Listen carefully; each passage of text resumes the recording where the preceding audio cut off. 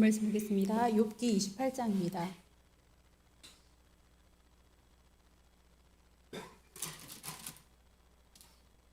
욥기 28장 12절과 13절의 말씀을 함께 봉독하시겠습니다.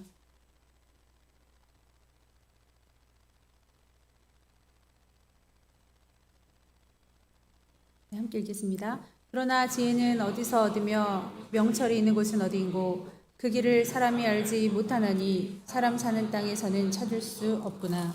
아멘. 기도하시겠습니다. 하나님 감사합니다. 오늘도 우리를 지켜주신 하나님, 이 민족을 지켜주시고 우리의 가정을 지켜주시고 우리의 자녀들을 지켜주신 하나님 영광 돌립니다. 우리가 하나님 앞에 아무것도 드린 거 없어도 아버지 앞에 우리의 중심이 깨끗하고 아름답지 못하였을지라도 주님께서는 아직 죄인 되었을 때에 우리를 위하여 죽으심으로 하나님의 사랑을 확증하여 주심을 감사합니다. 아버지, 그와 같이 오늘 또한 오늘이라 일컫는 동안은 아버지, 내가 어떻게 살았는지를 되돌아볼 겨를도 없었으나 오늘 예배하며 아버지 앞에 회개합니다. 하나님, 나를 사랑하신 주님, 나에게 늘 아버지 좋게 대해 주시고 인도하시는 주 여호와 하나님, 나의 아버지 되신 주님을 신뢰하오니 주님 오신 날까지 그 신뢰와 그 믿음이 더 돈독해지게 하시옵시고 아버지, 우리를 포기하지 말아 주시며 끝까지 인도하실 주 여호와를 바라봅니다. 이 시간에 온 성도들에게 주의 은혜를 내려 주시옵소서. 예수님의 이름으로 기도합나이다. 네, 노블리스 오블리제라는 말이 있습니다. 이 시대의 사회 고위층 인사들에게 요구되는 어떤 도덕적인 그 의무, 어떠한 수준의 그 의무를 얘기하는 건데요. 오늘 욥기 28장에 계속적으로 공방을 하면서 욥이 동방의 의인이라고 하는 사람이고 욥의 친구들도 굉장한 부자들입니다. 그리고 많은 사람에게 존경과 높임을 받을 만한 위치에 있는 사람들로서 그 당시의 부자들의 워너비라고 할 수 있는, 그러니까 모든 사람들이 좀 부러워할 만한 그런 정말 현자들이었습니다. 당시 최고의 부자라고 일컬어지는 사람들은 갖고 있는 소유물보다 무엇이 더 높아야 되냐면요, 지혜가 높아야 됩니다. 그랬을 때 최고의 부자로 이렇게 정말 노블리스 오브제를 실천하는 사람들로서 이렇게 칭송을 받았고 정말 나라에서 존경을 받을 만한 사람들로 이렇게 드높아졌는데요. 이 욥의 세 친구와 이 욥은 웬만한 사람들하고는 비교를 할 수 없을 만큼 지도자층이어서 지금 대토론 중입니다. 그런데 이 토론이 끝났습니다. 이제 정말 할 말이 없어요. 그래도 욥은 오늘 지혜와 명철에 대하여 얘기하고 있습니다. 그러니까 정말 중요한 것은 지혜였다는 거죠. 자, 그러면 제가 정말 좋아하는 영화 중에서 옛날에 봤던 영화거든요. 근데 목사님이 늘 하셨던 말씀이 탁 나와서 너무너무 좋아하는 그 대목이 있어서 그것만 캡처를 한번 해봤습니다. 여러분 한번, 너무 짧은데 한번 보시고요. 정말 이 시대의 지도자 어떤 사람이 돼야 되는가. 우리 당회장 목사님 저희 엄마시니까 엄마 좋은 지도자는 뭐야? 어떻게 해야 돼? 라고 말했을 때 목사님 똑같은 얘기를 해주셨거든요. 한 십몇 년 전이었습니다. 여기서 이제 똑같은 얘기를 하는 거죠. 이 정말 미개한 어떤 고을의 마을의 이장이라고 하는 사람이 이 사람 말을 엄청 잘 들어요. 그러니까 완전히 그냥 통수랑 똑같은 거예요. 그런 사람이 어떻게 이 사람들을 휘어잡을 수 있었을까 하는 얘기입니다. 한번 들어보세요. 고함 한번 지르지 않고 불황민들을 휘어잡을 수 있는 것, 위대한 영도력의 비결이 뭐요?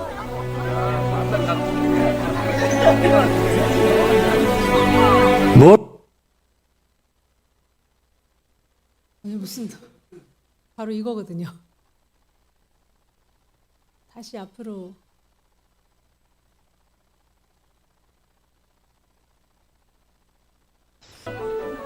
고함 한번 지르지 않고 불황민들을 휘어잡을 수 있는 것, 위대한 영도력의 비결이 뭐요?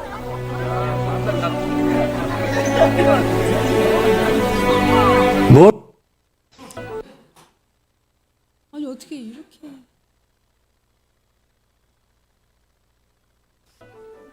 고함 한번 지르지 않고 불황 위대한 영도력의 비결이 뭐요?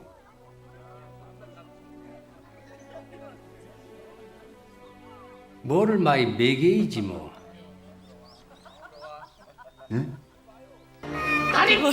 그거예요. 아니 이거 짧은 거 보여드리려고 어떻게 이걸 3번이나 불도 켜주세요. 그냥 뭐 대단한 거라고. 여러분 뭐랍니까? 뭐 많이 먹이라는 거예요. 목사님이 진짜 좋은데 많이 데리고 오셨죠. 예, 지금 청년들한테도 좋은데 많이 데리고 가시는데 이제 본인은 좋은 거 먹으시고 우리한테는 좀 싸구려 먹이셔도 되는데 진짜 좋은데 많이 데리고 가세요. 그럼 왜 그렇게 하시느냐 어느 날 여쭤보니까 이제 몇십 년 겪고 나서 여쭤보니까 그만큼 너희가 귀한 사람들이라는 거 알려주는 거고 나한테는 귀하고 너희도 어른들을 대접할 때 인색하지 않게 최고로 그러니까 우리 때 그러니까 목사님 때의 최고의 음식은 짜장면이었다면 내 때 최고의 음식은 짜장면이었으니까 뭐 하고 짜장면을 주시는 게 아니라 시간이 지나서 본인한테도 좀 버거울 만한 그거를 만약 대접을 해주시는 거예요. 그러면 우리는 더 깜짝 놀라죠. 어머 세상에 이런 음식도 있었을까 막 이럴 정도로. 물론 이건 찾을 수가 없죠. 그러나 그거는 굉장히 각인이 되는 겁니다. 그래서 그렇게 하라 이렇게 말씀을 하셔서 우리도 어른들을 섬길 때는 이제 그렇게 하죠. 부모님을 섬기거나 아니면 주의 종을 섬기거나 다른 분을 섬길 때 그렇게 하는데 어떤 분들은 뻔히 속이 보이는 그렇게 눈가림하고 아웅하는 그러한 나눔과 배품을 하시는 분들도 있어요. 혹은 정말 알게 하는 오른손이 왼손이 모르게 하는 그런 배품도 있고 그 배품은 깊이와 넓이가 굉장히 틀리더라고요. 남을 위한 거는 일회성인데 남을 위한 것이 아니라 하나님만을 바라보는 그런 나눔과 배품은 끊임이 없더라고요. 그리고 있어서 하는 것도 없어서 못하는 것도 아니라 그냥 꾸준하게 하더라고요. 그래서 나는 없어요, 나는 힘들어요 라고 얘기하는 것은 정말 내가 인색해 보일까 봐 두려워서 내가 못하는 것을 미리 예견하고 내가 말하는 바리케이트입니다. 그렇게 하지 않고 꾸준하게 이렇게 하는 것은 그 사람으로 하여금 지도력을 발휘하게 하고 끌어당기게 하는 그러니까 뭔가 대단한 지혜가 아니에요. 희생이었다라는 거죠. 그래서 욥은 이거를 깨닫고 있는지는 모르겠어요. 욥도 고아와 과부를 돌봤다고 했으니까 아마 깨달았었던 사람인 것 같은데 우리도 정말 큰 지혜를 필요로 하는 것이 아닙니다. 하나님께서 주신 지혜를 가져야 될 줄 믿습니다. 처음에는 다 하나님께로 신접하고 하나님께로 뜻을 받아서 전달하는 선지자나 사사나 선교사 이런 식으로 다 했었습니다. 그런데 이것이 이제 와해가 되면서 삼신 할머니 이제 아기를 이제 점져주는 게 이제 삼신이라고 하죠. 근데 원래는 삼신 성부 성자 성령이었습니다. 근데 이런 것들이 오랫동안 와해가 됐고요. 고대 근동에서는 물론 모든 그 과거의 지식이라는 출발이 자연 만물을 통해서 우리는 알 수밖에 없었습니다. 그래서 신이 자연 현상을 통해서 사람들에게 미래를 점치게 하거나 예언하거나 그리고 하나님이 우리에게 지혜를 준다. 이렇게 처음엔 다시 시작을 했었습니다. 그것이 이제 많이 와해가 됐지만 그래서 무조건 자연 관찰로부터 자연하고 소통하는 것으로부터 우리의 지혜가 그러니까 점술, 신탁, 예언 이런 거 그러니까 약간 이런 모든 그 중간 신탁자, 예언자 이런 사람들이 약간 신과 사회를 그 연결해주는 약간 어떤 소셜 미디어 같은 역할을 담당하고 있었습니다. 근데 우리는 또 어떤 사람들이죠? 우리는 교회에서 하나님과 또 성도들 간에 이렇게 화합을 이루는 그런 희생하는 우리들은 성도이고 저는 또 주의 종입니다. 우리가 그와 같은 일을 해야 될 줄 믿습니다. 그래서 과거에는 최고의 지식인이나 종교 전문가가 지식인이라고 추앙을 받았고 그래서 얼마 전에는 정치인 한 명이 이제 손바닥에 왕자를 적어놓고 보이기도 했었죠. 그러니까 다 굶겼었는데 우리가 구분되어야 될 것은 우리는 오로지 유일신 하나님 안에서만 주시는 지혜 가운데 사는 줄로 믿습니다. 로마서 1장 19절에 보니까 여러분 안 찾으셔도 다 아시는 말씀으로 제가 읽어볼게요. 그냥 하나님을 알만한 것이 그들 속에 보임이라. 하나님께서 이를 그들에게 보이셨느니라. 창세로부터 그의 보이지 아니하는 것들, 곧 그의 영원하신 능력과 신성이 그가 만드신 만물에 분명히 보여 알려졌나니 그러므로 그들이 핑계하지 못할지니라. 할렐루야. 우리의 지혜는 어디서부터 오느냐? 뭐 특별한 것이 아니라 이거예요. 하나님께서 만들어주신 자연 만물을 통해서도 충분히 알 수 있거든요. 근데 우리는 막 더 들어가려고 하죠. 자, 아까 제가 말씀드렸던 로마서 1장 19절은 또 20절은 그렇게 자연 만물을 보아서도 너희가 지혜로울 수 있다. 그런데 21절에 하나님을 알되 영화롭게도 안 하고 감사하지도 아니하는 사람들. 오히려 그 생각이 허망하여져서 미련한 마음에 어두워졌나니. 그러니까 자연 만물을 통해서도 지혜로울 수 있는데 하나님을 알면서도 영광을 돌릴 생각도 안 하고 그저 나 뭐 해야 될 게 너무 바쁜 거예요 지금. 나 사는 게 바쁜 거예요. 노아의 홍수 때도 그랬습니다. 그들의 멸망의 조건은 시집가고 장가가고 밭일하고 그게 다였습니다. 그러니까 그것만 주구장창 하는 거예요. 여러분 만몬의 신과 하나님과 겨누고 있습니다. 우리가 하나님 편에 서야 되지 않겠습니까? 먹고 사는 거 등한시 여기라는 거 아닙니다. 더 부지런히 해야 되지만 정말 중요한 것이 무엇인지 깨닫기 바랍니다. 그 생각이 허망해진대요. 감사하지도 않아요. 그러니까 감사도 떨어집니다. 아, 내가 너무 바빠. 너무 힘들어. 너무 아파. 오늘보다 내일이 더 아파질 것이고 더 나이 들 것이고 더 삐걱삐걱 할 것입니다. 근데 감사가 떨어지면 어떻게 되겠어요? 그래서 미련한 마음에 어두워졌답니다. 허망이 뭐냐면 거짓되고 망령된 거예요. 제가 인터넷 찾아보니까. 그러니까 거짓말은 꼭 들어갑니다. 우리의 마음이 허망해지지 않도록 믿음 줄기를 잘 잡으십시오. 교회는 그런 곳이에요. 자꾸 세상으로 눈길 돌리고 자꾸 인간의 마음으로 돌리려는 여러분들에게 말씀으로 자꾸 오게 하는 것. 교회는 그런 곳인 줄 믿습니다. 스스로 지혜 있다 하나 어리석게 되어 22절에 있는 말씀입니다. 로마서 이렇게 값진 말씀이 있어요. 로마서 1장입니다. 여러분 우리가 스스로 지혜 있다고 하나 자연 만물을 통해서도 하나님을 바라보지 못하고 우리를 만드신 주 여호와를 바라보지 못한다면 이내 마음은 허망해지고 미련해지고 자기가 스스로 지혜 있다고 할 수밖에 없는 정말 현자가 아니라 이게 간단한 거 그냥 먹이면 되지 뭐. 어떻게 하면 정말 영도 정말 지혜로운 영도 영이라고 그러면 아까 어떻게 하면 그럴 수 있을까? 인민을 휘어잡을 수 있는 뭐겠습니까? 희생하고 베풀어야 될 줄 믿습니다. 그게 아니라 그냥 눈가림하고 아웅하고 어떻게 하면 말 잘 해놓고 그게 지도력을 발휘하는 게 아니라 이거죠. 위대한 철학자 그 철학이라는 것의 시초를 제가 찾아보니까 BC 400년도에 활동했던 소크라테스라고. 소크라테스가 뭐라고 했냐면 뭐라고 했죠? 테스 형이? 네 자신을 알아라. 막 그랬죠.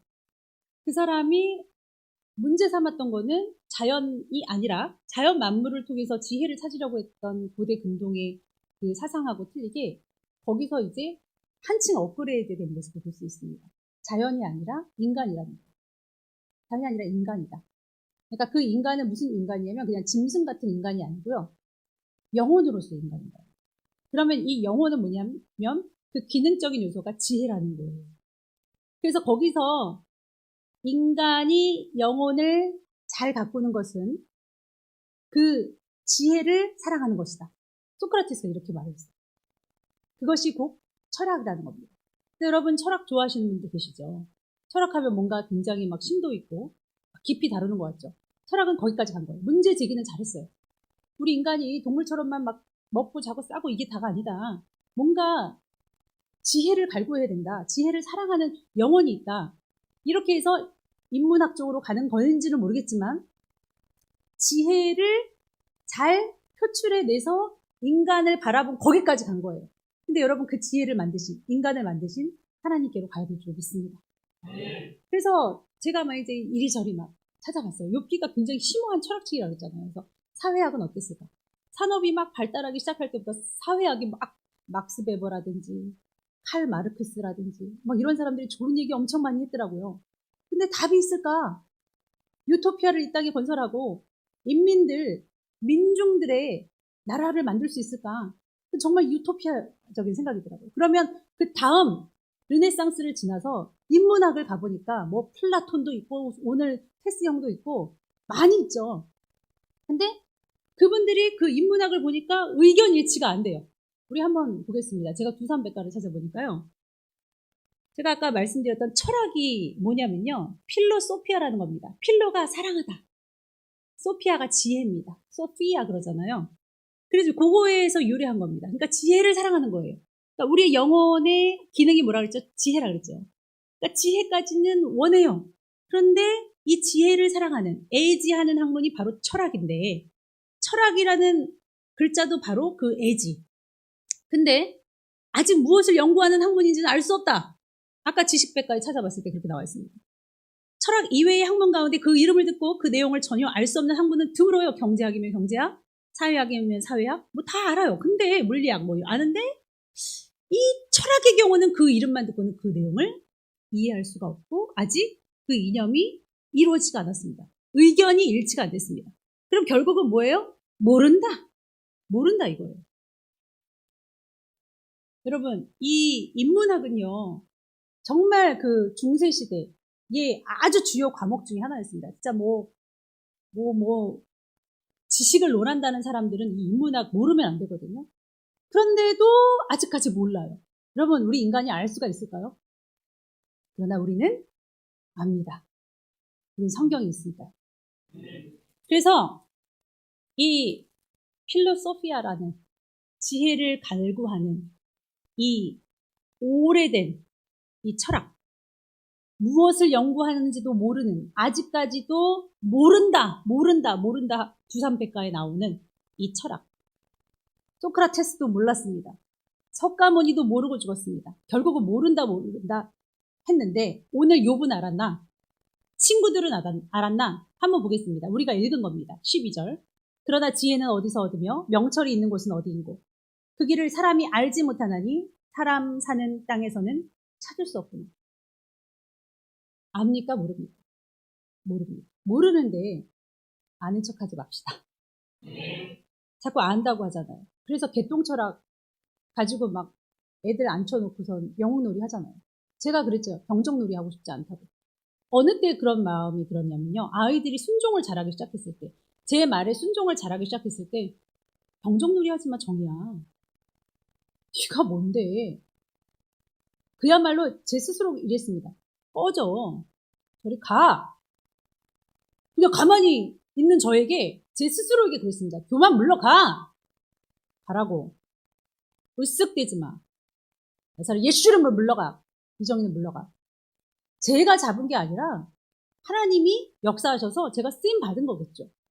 우연의 일치로 정말 그 웰컴 투 동막골에서 그 환자가 나타나서 아이 뭐 많이 먹이는 거지 뭐 이렇게 그것을 제가 실현했는지는 뭔지 모르겠지만 잡힌 것은 하나님의 은혜였다라는 거예요.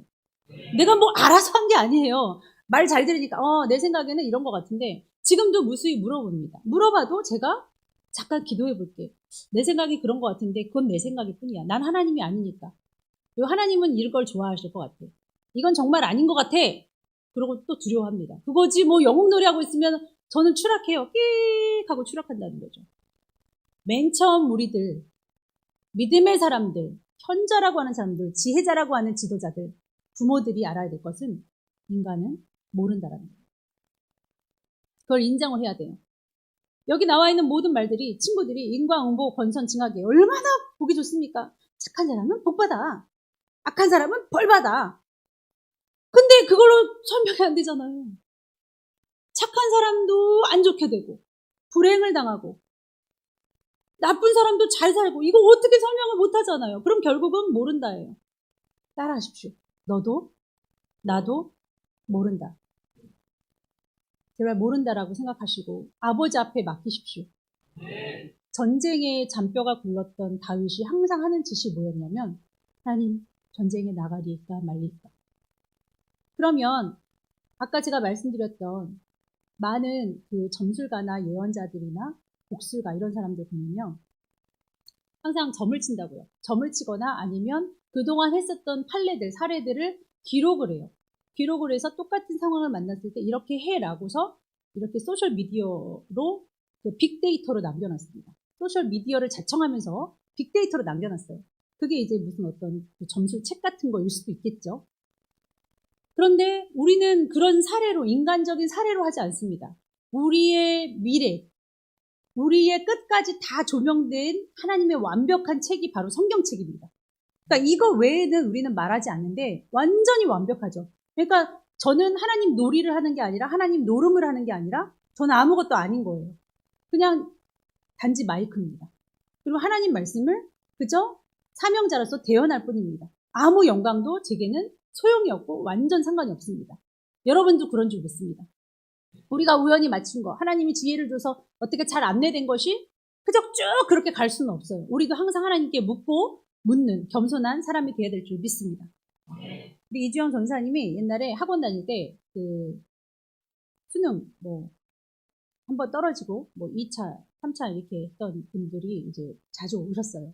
우리 교회 오셨는데 그분이 이제 되게 똑똑하고 머리가 되게 좋고 뭐 법학 뭐 이쪽으로 가시려는지 이제 한번 회의를 하고 이제 가시려고 하는데 원불교를 다니시더라고요. 근데 우리 교회가 뭐 좋다, 뭐 친화력이고 뭐 그러니까 가족과 그래서 오셨는데 저한테 막 얘기를 하시는 거예요. 나 한 26 정도 된 청년이었습니다.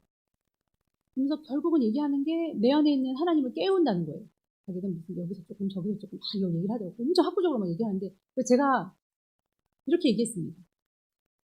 그러니까 결국은 뭐야? 네가 하나님이라는 거잖아. 그쵸? 우리 안에 있는 하나님의 불씨를 깨워야 된다는 거예요. 자기는 다 할 수 있다라는 걸 알아야 된다는 거예요. 득도하는 거죠. 그래서 제가 그랬어요. 우리가 뭘 알아? 인간이 뭘 알아? 죽을 때까지. 병정놀이 하는 거지. 개똥철학이지. 야, 성격이 있는데 완벽하게 성경이 있는데 우리가 뭘 한다고 그래. 우리가 말해봐야 그게 다 100% 맞는 거예요? 이 정치 저 정치가 맞는 거냐고요. 그냥 차악을 보는 거예요. 차악. 최선은 없어요. 저 천국에 가야 있는 줄 믿습니다. 거기는 나라라고 하기보다는 국가라고 봐야 돼요. 나라는 국민이 주인이 되는 어떤 민주주의적인 약간 용어라면 국가는 군주 아닙니까? 군주. 하나님께서 완벽하게 통치하시는 그 나라에 가야 완벽하지. 그 안에는 그냥 차악을 보는 거예요. 정치인이나 뭐 이념이나 이데올로기나 그런 걸 보는 거지. 나도 아무것도 몰라요. 자, 문제는 우리가 우리에게 닥쳐진 그런 시련이나 고통을 바라보면 답이 안 나옵니다. 그러면 철저히 뭐를 봐야 되냐? 하나님을 봐야 될 줄 믿습니다. 그 말씀이 어디 있습니까? 23절에 있습니다. 우리 함께 23절 읽겠습니다. 하나님이 그 길을 아시며 있는 곳을 아시나니. 할렐루야. 하나님이 아시는데 우리가 안다는 거는 굉장히 미미한 대답이죠. 누가 들어도 믿을 수 없는 대답이에요. 제가 많이 사례를 아니까 청년분들 제가 꽉 잡고 있어요. 제가 청년들은 잘 알아요. 거짓말이죠. 제가 어떻게 알아요? 기억도 안 나요. 제가 무슨 말을 했는지. 사업은 제가 꽉 잡고 있어요. 제가 잘 알아요. 가정사는 제가 꽉 잡고 있어요. 자식은 제가 잘 키워요. 자식을 아무리 하버드대 3명 나오게 해도요. 5명 나오게 해도요. 우린 몰라요. 하나님이 해주시는 줄 믿습니다. 정말 그렇게 겸손해야 될 텐데 욥은 그런 멍청해서 이런 말을 하냐. 나 진짜 모르겠다. 나 모른다고 이렇게 말을 했느냐. 아닙니다. 매우 매우 똑똑한 사람입니다. 우리 전에 이 말씀 읽었죠. 욥기 26장 7절에 북쪽을 어떻게 해요?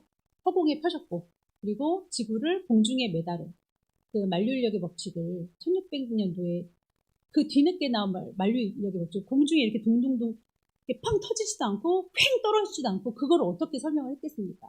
오늘도 또 놀라운 말을 합니다. 이렇게 놀라운 자연과학에 대해서 아는 욥이 모른다라고 얘기했습니다. 자, 몇 절에 나왔냐면 28장 욥기 28장 1절부터 한번 제가 읽어보겠습니다. 은이 나는 곳이 있고 금을 재련하는 곳이 있고 철은 흙에서 캐내고 동은 돌에서 녹여 얻느니라. 사람은 어둠을 뚫고 모든 것을 끝까지 탐지하여 어둠과 죽음의 그늘에 있는 광석도 탐지하되 막 이렇게 탐지해서 금도 얻어내고 막 광석도 얻어내죠. 그는 사람이 사는 곳에서 멀리 떠나 갱도를 깊이 뚫고 발길이 닿지 않는 곳 사람이 없는 곳에 매달려 흔들리느니라. 음식은 땅으로부터 나오나 그 밑은 불처럼 변하였다. 여러분 지구 땅 밑에 불이 있다는 거 어떻게 알 수 있을까요? 지금으로부터 3,500년 전입니다. 그때의 욥은 절대로 알 수가 없어요. 알 수 없는 말을 지금 하는 겁니다. 땅 아주 심오한 깊이에 시원한 물이 있지 않을까요? 지하수가 있지 않을까요?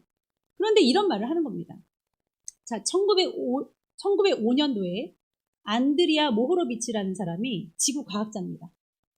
멘틀을 발견했습니다. 멘틀. 그러니까 지표가 있죠. 지표를 걷어내면 멘틀이 있습니다. 이 멘틀이 깨지면 지진이 일어나는 거예요. 자, 지표 밑에 멘트를 발견해서 1905년도 20세기입니다, 여러분. 최근에 발견한 것을 어떻게 이걸 알았을까요? 자, 멘트 밑에 뭐가 있습니까? 외핵, 내핵 이런 거 우리 학교에서 배웠죠. 자, 핵이 있는데 그나마 외핵이 있습니다. 외핵은 액체입니다. 부글부글 3500도나 6500도 사이. 그 사이로 부글부글 끓는 액체가 있다는 거예요. 그걸 언제 발견했냐? 1930년도 구텐베르크가 발견했습니다. 지구과학자입니다. 이게 끓고 있는 액체 밑에 뭐가 있냐? 내핵이 있는데 그로부터 6년 뒤 1936년에 레만이라는 사람이 6300도에서 6600도씨에 불타오르는 고체 덩어리가 그 안에 있다. 이게 지구 중심입니다. 이런 말도 안 되는 불덩이가 땅 밑에 있다는 걸 욥이 어떻게 알았어요? 그냥 우연히 막 던진 말들이 막 우연히 꽂혀서 이렇게 정말 이렇게 맞을 수 있습니까? 그러면 정말 우연히 잘못 걸린 말들도 있어야죠. 그러나 최근의 과학들이 욥의 지식을 대변해주고 있습니다. 그럼 이 욥은 어떻게 알았을까? 이 지혜는 하나님께로부터 온 줄 믿습니다. 전능자의 사심을 이해했던 욥. 그 전능자가 지금도 살아계시다. 나를 사랑하시고 신묘막측하게 온 세계를 지으셨다는 걸 안 욥이 할 수 있는 말입니다. 그러면 이렇게 음보다 귀한 지혜, 갱도를 파서 얻어낼 수 있는 광석, 귀한 광석, 광물질, 보석, 이것처럼 귀한 요 지혜, 요거를 얻은 욥. 1687년도에나 만류인력의 법칙을 발견했는데 누가 발견했어요? 아이작 뉴턴이 발견했죠. 이런 말들과도 견주어봐도 하나도 뒤처지지 않는 지구의 구조라든가 아니면 천체 문학을 아는 이 욥으로서는 다 소용이 없었다는 거예요. 근데 나는 내 고난에 대해서 모르겠어. 다 알겠는데 뭐 우연히 맞췄던 하나님을 알아서 맞췄던 알겠는데 인간이 왜 고난을 받는지 의인이 왜 힘들어야 되는지 내가 그거를 모르겠다는 거예요. 그러나 오늘 23절의 말씀으로 미루어보아 누구는 아십니까? 하나님은 아신다. 내가 모르니까 허무주의에 빠지는 것이 아니라 난 모르니까 비관주의에 빠지는 것이 아니라 오히려 희망을 발견합니다. 그러면서 뭐라고 합니까? 우리 하나님은 그 길을 아신대요. 23절에. 그리고 24절에 이는 그가 땅끝까지 감찰하시며 온 천하를 살피시며 바람의 무게를 정하시며 바람의 무게는 또 어떻게 하냐고요. 바람이 무게가 있습니까, 여러분? 공기가 무게가 있어요? 공기가 무게가 있다고 어떻게 상상을 해요? 3,500년 전. 이게 우연히 하는 말이 아니라니까요. 한번 보겠습니다, 여러분. 바람의 무게가 있는지. 바람의 무게를 우리를 뭐라고 말합니까? 기압이라고 말하죠. 이게 어마어마한 과학인데요. 가로 1m, 세로 1m, 높이 1m. 그쪽 안에 들어갈 수 있는 공기의 무게가 약 1.3kg, 1.2kg이라고 합니다. 그래서 우리 한 사람당 우리 위에 있는 공기의 무게는 약 20톤이라고 해요. 믿어지지 않을 정도로 풍선으로 이렇게 실험을 했습니다. 그러니까 큰 풍선 안에 있는 공기가 기울잖아요. 그러면 공기의 무게가 있다 없다? 있습니다. 즉 물과 같은 액체나 의자와 같은 고체처럼 공기와 같은 기계도 무게가 있다는 것이지. 실제로 가로 1m, 세로 1m, 높이 1m인 상자 안에 들어있는 공기의 무게는 1.2kg 정도가 된다고 해요. 제가 조금 아까 두산 그 백과에서 찾아봤습니다. 지식백과. 그러므로 우리가 그토록 바라고 원하고 찾았던 지혜, 뭐 공기의 무게가 됐든 지구가 공중에 떠 있든, 예? 아니면 무슨 뭐 갱도를 우리가 뚫어서 확인할 수는 없었지만 그 밑에 뭐 핵이 있든 내핵, 외핵이 있든 다 떠나서 내 발끝에 있는 가시도 못 뺀다면 나의 고통의 원인도 모르고 해결 방법도 모른다면 죽고 싶다 이거예요. 그러나 오늘 28장 28절에 우리가 그토록 원했던 지혜가 나옵니다. 우리 함께 읽겠습니다. 함께 읽겠습니다. 또 사람에게 말씀하셨도다. 보라, 주를 경외함이 지혜요 악을 떠남이 명철이니라. 우리 인생은 모르지만 하나님은 아십니다. 이것이 해답입니다. 하나님을 아시는데 우리가 하나님을 알아야겠죠. 하나님을 아는 것이 교회이고 그것을 배우고 그것을 익히고 그것을 어떻게 하면 수련하는 것, 그것이 예배입니다. 근데 이거 하는 교회를 와놓고 이거 하지 말라 그러면 어떡합니까? 희생하라, 사랑하라, 졸지 말고 아버지 말씀 안에 집중하라, 졸지 말고 매주마다 조시는 분들 조심하시고 그러라고 하는 게 교회입니다. 영적 싸움이라고 말해주는 게 교회예요. 그럼 제가 만약에 무슨 법률 스님이라든지 다른 인문학, 사회학을 막 무창하게 말하면 좀 마음이 후련하시겠습니까? 내 믿음에 맞춰서 애매하게 말하면요. 저부터 떠나요. 저 안 믿어요.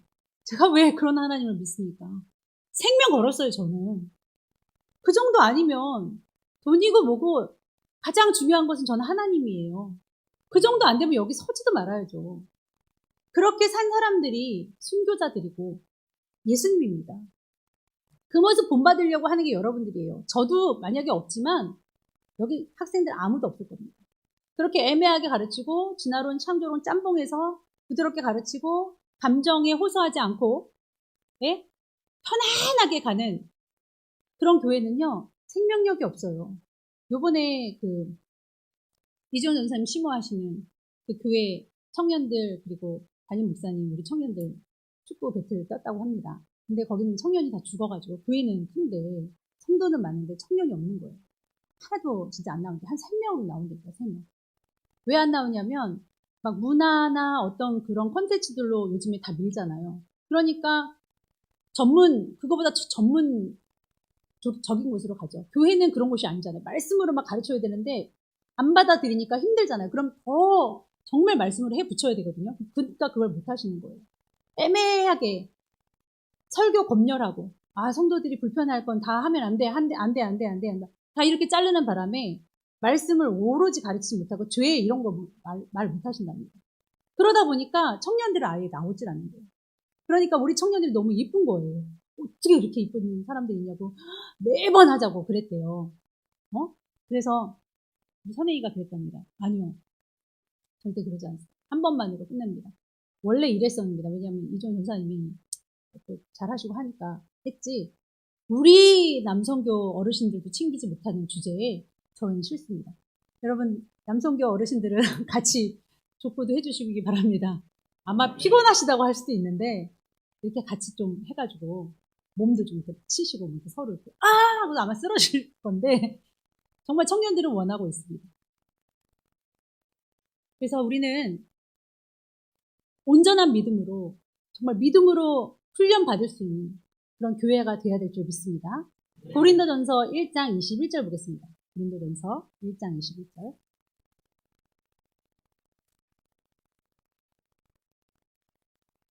그 지혜에 대해서는 하나님께서 뭐라고 하시는지 하나님의 지혜에 있어서는 이 세상이 자기 지혜로 하나님을 알지 못하므로 하나님께서 전도에 미련한 것으로 믿는 자들을 구원하시기를 기뻐하셨도다. 우리 스스로 지혜롭지가 못하대요. 그래서 그냥 무식하게 전도해 주셨대요. 하나님 여러분을 끌고 오신 거예요.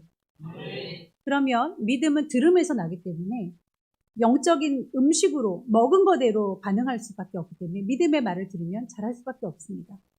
자라나시는 여러분 되시기 바랍니다. 유대인은 표적을 구하고 헬라인은 지혜를 찾죠. 우리는 십자가에 못 박힌 그리스도를 전합니다. 유대인에게는 거리끼는 것이 될 수 있지만 이방인에게도 미련한 것이지만 오직 부르심을 받은 자들에게는 유대인이나 헬라인이나 그리스도는 하나님의 능력이요 하나님의 무엇입니까? 지혜입니다. 여러분 하나님의 어리석음이 사람보다 지혜롭다고 나와 있습니다. 하나님의 약하심이 사람보다 강합니다. 우리가 잘났다고 우리가 아는 지식을 아무리 끼워 맞춰서 우연히 맞았다 할지라도 하나님이 훨씬 강하십니다. 하나님이 지혜의 원천이십니다. 그 지혜를 배우려고 교회를 오는데 너무 무식한 거예요. 너무 무지한 거예요. 아니 무슨 십자가에 죽었어? 아니 뭐 이렇게 연약하게 용서하고 사랑하면 장땡이야? 아니 뭐 이렇게 죽어지라 그래? 뭘 변화하라 그래? 나는 잘났는데? 여러분 미련해 보이겠지만 하나님은 그 미련하신 방법을 사용하셨다는 거예요. 그래서 예수 그리스도가 과감하게 우리를 위하여 죽으셨다는 거예요. 어떤 작년부에 집사님은 아니신데 제가 새신자반 수업을 하는데 이런 말씀하세요. 666이고 뭐 다 동성이고 다 교육 필요 없고요. 저는 목사님들의 도덕률, 목사님들의 윤리를 배우러 왔습니다. 이런 식으로 얘기하시는 거예요. 그러면 번지에서 잘못 찾았는데요. 그러니까 저를 높이시느라고 하시는 말씀인데 저는 여기 성도님보다 완전 바닥이에요.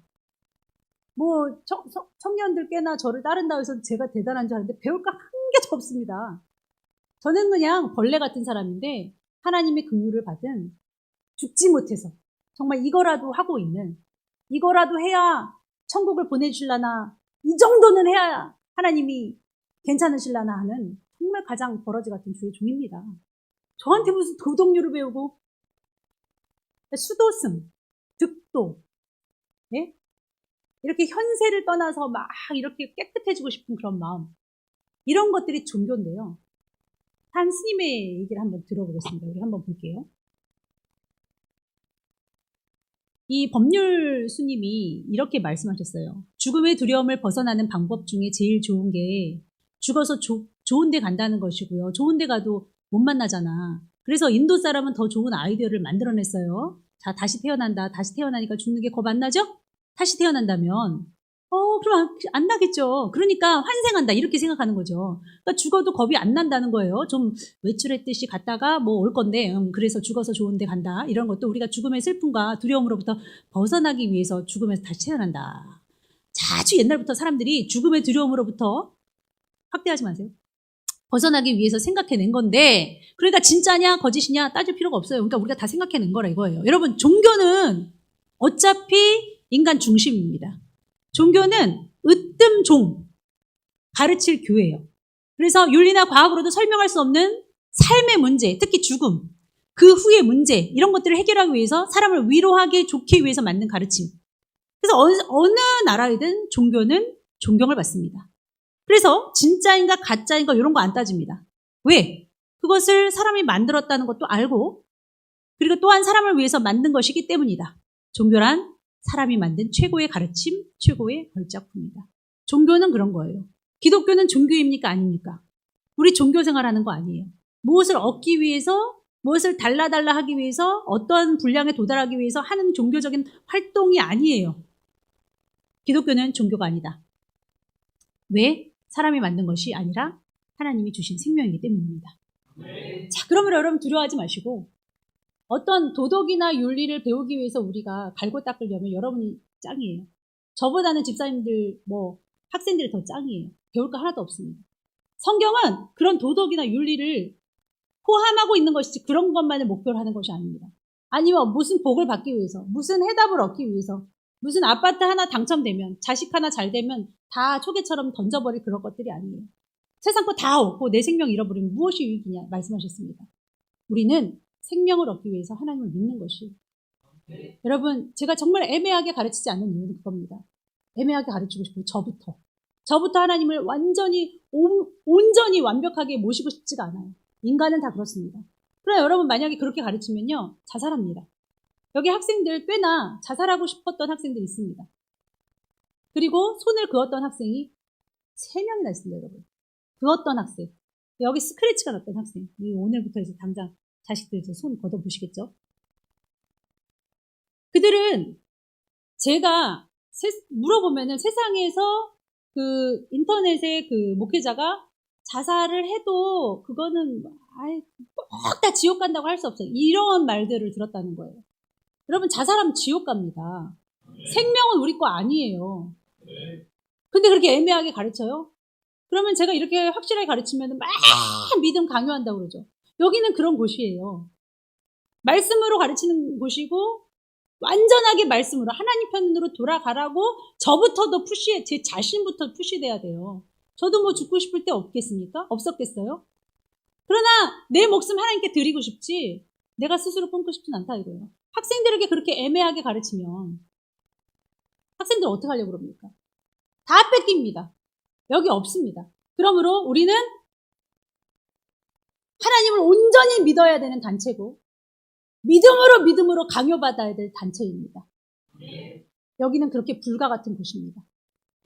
그러나 우리는 두려워하지 말 것은 우리가 먼저 하나님을 사랑한 것이 아니라 로마서 5장 8절처럼 하나님이 아직 우리가 죄인 되었을 때 먼저 확 찾아오셨어요.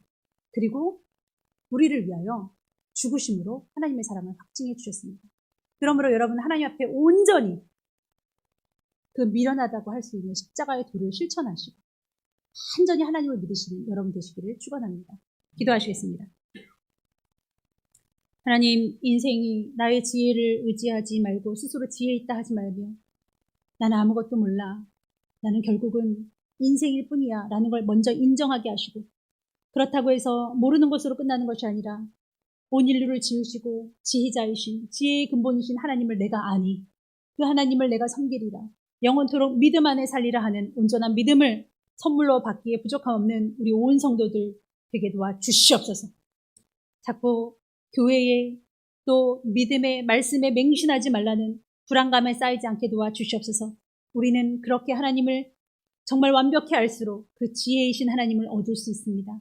하나님 안에 온전히 거할 수 있는 세상과 하나님을 아버지 동시에 버타지 아니하는 애매한 신앙이 아니라 하나님만을 사랑하는 온전한 성도들 다 되게 하여 주시옵소서. 예수님의 이름으로 기도하옵나이다. 아멘.